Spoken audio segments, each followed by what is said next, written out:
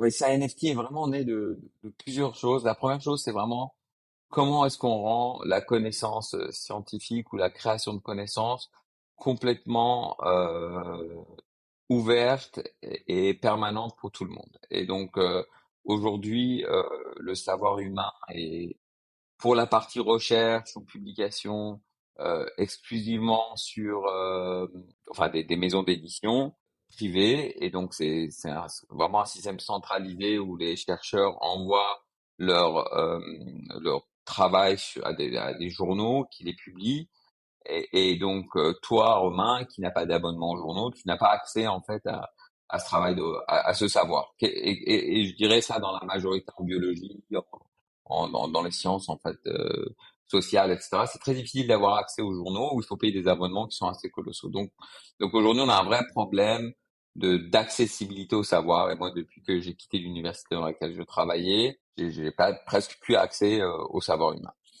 Il y a un effort de la part des journaux sous la pression des gens de rendre ce savoir ouvert à travers des programmes d'open access ou d'open source, mais c'est très mineur et c'est le chercheur qui doit payer pour que les gens aient accès à sa recherche. Ça, c'est vraiment le premier problème qu'on a identifié.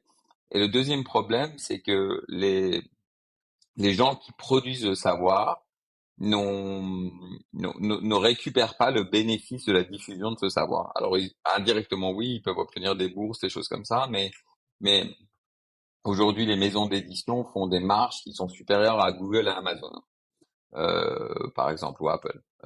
Parce qu'en fait, ils payent pas pour la production du savoir, qui est la partie la plus chère, évidemment, aussi, de cette histoire. Publier, mettre un PDF en forme, un peu des process éditorial, c'est ni high-tech, ni un coût élevé. Et donc ça, c'était les deux constats, c'est que le savoir est pas vraiment accessible aux gens et que les gens qui produisent le savoir ne récupèrent pas de retour sur investissement, que ça soit les chercheurs, les institutions, etc. Un des problèmes, et il y a un troisième truc qui a apparu un peu plus tard, c'est que euh, aujourd'hui, on est un petit peu enquisté dans des formes ou ankylosé dans des formes très statiques de savoir, c'est-à-dire qu'une publication scientifique, en tout cas en biologie, ou en physique, ou en maths, enfin dans les sciences que je connais moins, ou en sciences sociales, c'est un produit très abouti, c'est-à-dire c'est 2, 3 ans de travail pour des gros papiers, etc., on va se mettre un petit peu en secret, quand vous allez à un congrès, faites attention à ce que vous montrez, parce que quelqu'un pourrait vous piquer votre idée, donc et après, on publie une grosse histoire parce qu'en fait, l'idée, c'est d'avoir un papier avec un impact élevé, ou en tout cas dans une revue prestigieuse, qui vous permet d'avoir des bourses. Et donc, on se rend bien compte d'un truc, en fait, qu'il y a un système excessivement compétitif qui s'est mis en place et ce système compétitif conduit finalement à une très grande masse de savoir à ne pas être diffusé. Ça, c'est, par exemple, tu fais une expérience dans un laboratoire ou en maths, en physique, peu importe, tu as une hypothèse, tu travailles dessus, tu trouves rien, eh ben ça, il n'y a pas d'audience pour ça. Pourtant, ça, c'est une donnée qui est aussi importante que de trouver quelque chose de positif, puisque peut-être que quelqu'un d'autre va essayer de faire la même chose que toi avec quelques mois de décalage, et donc, d'un point de vue global pour l'humanité, c'est une perte de ressources de ne pas communiquer les résultats négatifs ou les hypothèses invalidées. Or, il n'y a pas d'audience pour ça. Il y a énormément moi, ça m'est arrivé plusieurs fois dans ma carrière où je me suis rendu compte que euh, en fait, je travaillais sur un truc, mais quelqu'un d'autre travaillait exactement sur la même chose. Et donc, voilà. Donc ça, tout ça fait que c'est un troisième pan, je dirais, de problème qu'on peut identifier, c'est que la communication est pas très dynamique et plus adaptée au monde d'aujourd'hui où en 2 minutes, on pourrait mettre quelque chose sur les réseaux sociaux. Je suis en train de faire telle expérience, ça fait 3 fois que je la fais, ça marche pas. Qu'est-ce que vous en pensez? Et donc, j'avais vu exploser les NFT dans l'art. Et parce que j'ai quelques copains galéristes, artistes, etc. J'ai vu l'arrivée des NFT en art. Et je faisais un jogging, je cours beaucoup et c'est des moments un peu méditatifs où les idées se mettent en place. J'ai commencé à avoir cette idée qu'une production de savoir, une production de contenu, donc ce que tu fais par exemple, ce podcast, c'est pas très différent du travail d'un artiste en fait. Finalement, c'est un créateur qui a une idée et qui va mettre un process pour arriver à une œuvre quelque part, et que ça soit un dessin d'un singe ou un podcast ou un dessin sur un bout de mouchoir sur une table qui permet qui exprime une idée ou un papier, c'est vraiment la même chose. On a le même processus avec un créateur, euh, un processus de création et un résultat final.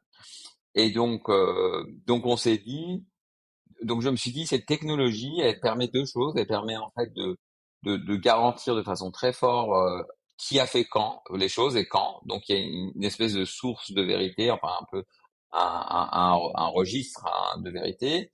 Et puis elle permet donc le partage à travers le partage, puisque on peut partager un NFT, l'envoyer. Donc elle permet, comme le NFT peut avoir les systèmes de royalties et smart contracts, etc.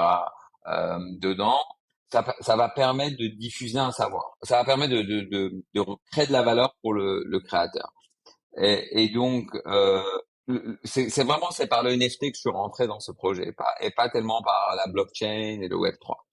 Et donc ensuite, une fois que j'ai vu ce que faisait le NFT, je me suis intéressé un peu à la techno Web3 dans sa globalité, et je me suis rendu compte que finalement ça cochait un peu toutes les cases, parce que la blockchain permet de mettre un système décentralisé en place où c'est le créateur qui décide quand son contenu est publié à partir du moment où il appuie sur Submit, c'est publié. Et chez nous, tout le storage se fait en décentralisé sur IPFS, donc c'est pas nous qui storons les assets du savoir. Et donc, si l'entreprise ne dure pas dans le temps, tous les assets qui auront été sauvés via sa NFT seront toujours en permanence disponibles, etc.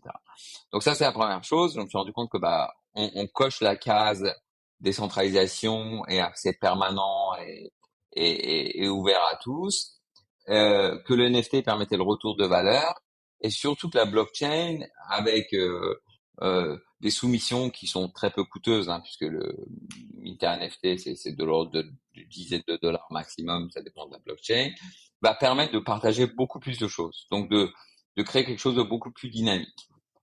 Et donc la vision de Saint NFT a été un système décentralisé pour le partage du savoir, où c'est l'auteur lui-même qui décide quand son savoir est vu. L'utilisation de NFT qui permettent de de vérifier qui a fait le travail, quand, etc. Et donc de plus ou moins supplémenter tout ce qui brevet, déclaration d'invention, puisque finalement on sait qu'à long terme le NFT sera probablement le modèle idéal pour ça. Et la troisième chose, quelque chose de beaucoup plus dynamique que ce qui existe aujourd'hui. Et donc c'est comme ça qu'on s'est lancé donc dans ce projet.